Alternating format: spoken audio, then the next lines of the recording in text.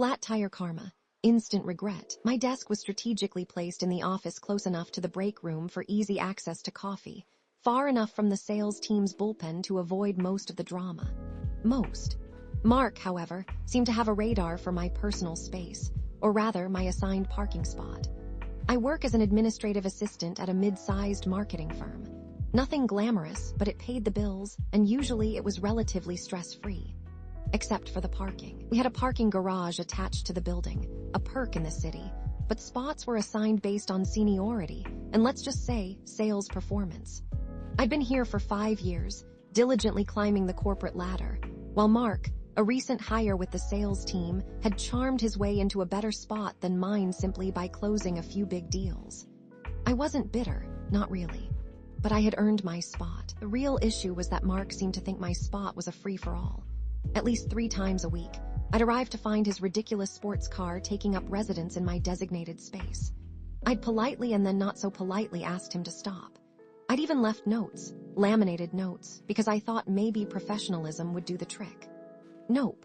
His excuse was always the same, a variation of I was running late, there wasn't anything else available, or, my personal favorite, I'm in sales, Sarah.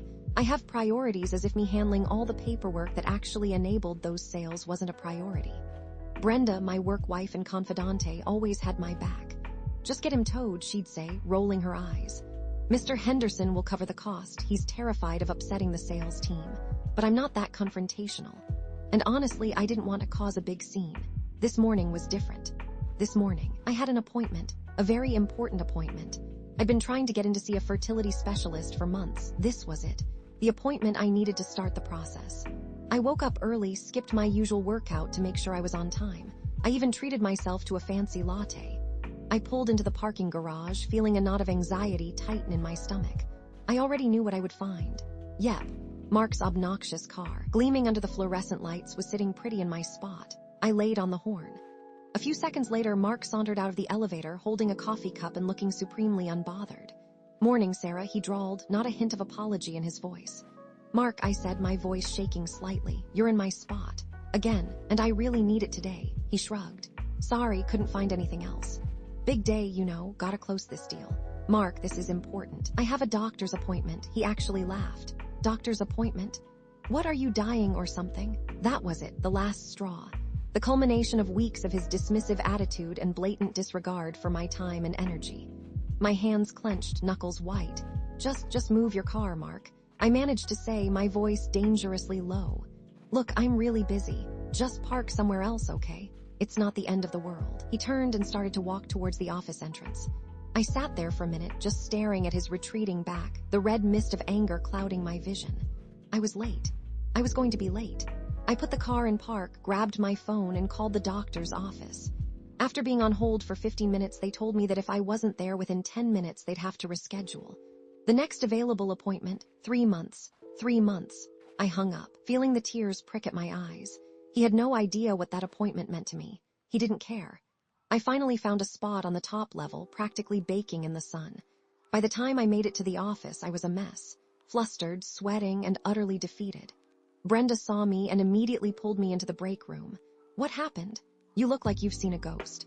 I told her everything, the parking spot, the missed appointment, Mark's complete lack of empathy. Brenda's face turned a shade of red that rivaled my anger. "That's it," she declared. "We're doing something about this. I'm sick of him getting away with everything." "I don't know, Brenda," I said, feeling hesitant. "I'm not really the revenge type. Please let me help you get some of your feelings back. Think of your appointment. Think of all the trouble you went to, and the pain you feel now knowing you have to wait even longer to get your treatment." Brenda started brainstorming ideas, ranging from the mildly annoying to the potentially illegal. Replacing his sugar with salt, hiding his stapler, putting a fake parking ticket on his windshield. I vetoed most of them, but the seed of revenge had been planted. The next few days were a blur of quiet resentment and simmering frustration. I tried to focus on my work, but every time Mark breezed past my desk, radiating smugness and self-importance, my blood pressure spiked. I started small. I accidentally misfiled some of his expense reports, requiring him to resubmit them. I conveniently forgot to refill the coffee pot when he was clearly desperate for a caffeine fix.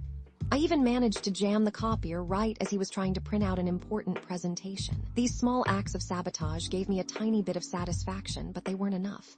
I needed something more, something direct. I spent an evening researching harmless ways to inconvenience someone's car. I knew I couldn't do anything that would cause real damage.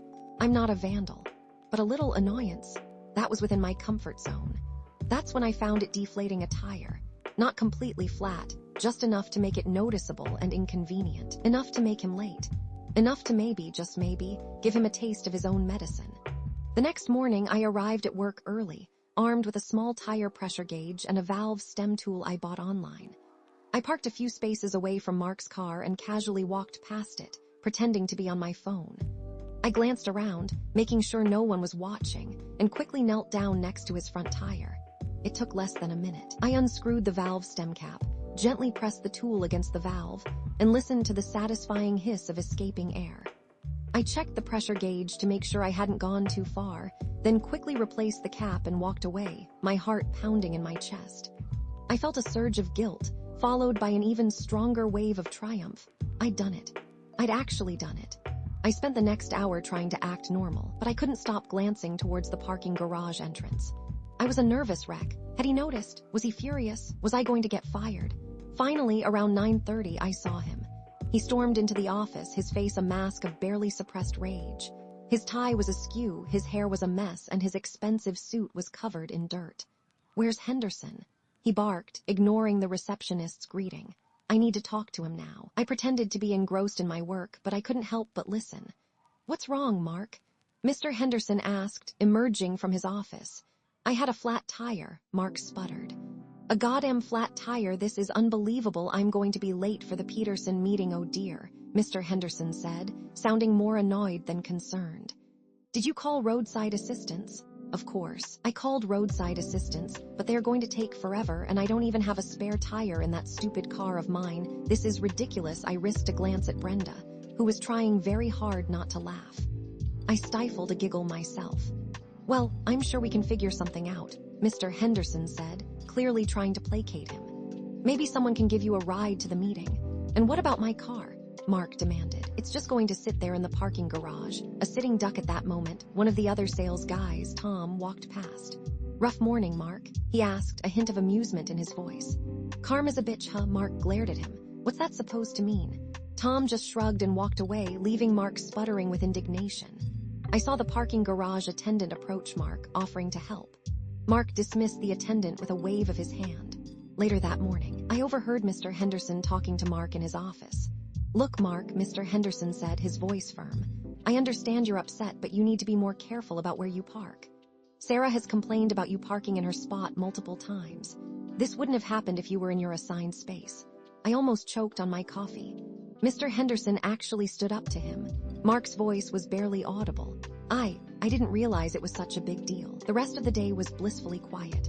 Mark avoided my gaze and spent most of his time on the phone, presumably dealing with the aftermath of his flat tire fiasco. As I was packing up to leave, Mark approached my desk. He looked sheepish and uncomfortable. "Sarah," he said, his voice surprisingly subdued. "Can I talk to you for a minute?" I braced myself, expecting an accusation or, at the very least, a passive-aggressive comment. "Look," he began, avoiding eye contact. "I wanted to apologize for parking in your spot. I didn't realize how much it was bothering you. And I heard about your doctor's appointment. I'm really sorry that you missed it." He actually looked sincere. I was stunned. "It's okay, Mark," I said, trying to keep my voice neutral. "I appreciate the apology. I know it doesn't make up for it, but is there anything I can do to compensate you for the missed appointment?" I thought for a moment. What could he possibly do? Just park in your own spot from now on, Mark," I said finally. "That's all I ask." He nodded. "I will, I promise. And thanks for not, reporting me to HR or something." I smiled slightly. "Consider it a learning experience." He managed a weak smile in return and walked away. The next morning, I pulled into the parking garage, my heart lighter than it had been in weeks. And there it was, my spot, empty and waiting for me. I parked my car, took a deep breath, and walked into the office.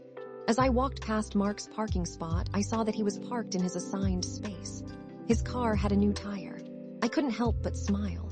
Maybe, just maybe, he had learned his lesson. A week later, I finally was able to reschedule my doctor's appointment, and the day went off without a hitch. It might not have been the best thing I've ever done, but it was effective. And that's all that matters in the end. The parking attendant even gave me a thumbs up and a wink as I walked into the office. Turns out they had seen me deflating Mark's tire. I just smiled and went about my day.